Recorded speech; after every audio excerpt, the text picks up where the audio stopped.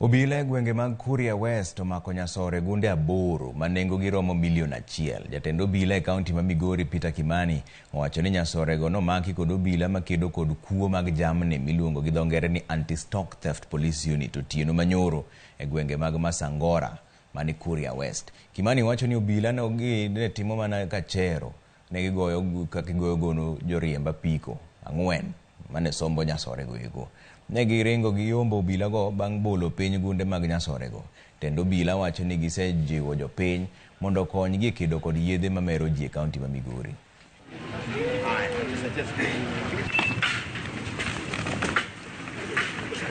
At midnight, they saw 4 motorbikes which were carrying sacks of an identified item.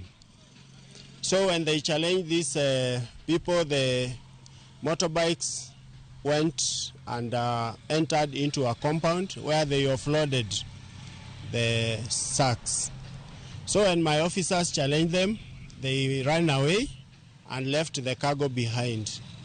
When the officers advanced and inspected the cargo, they were able to find a total of 8 bags. I want to warn those who are doing this activity of trafficking, especially illicit brews and cargo across the border.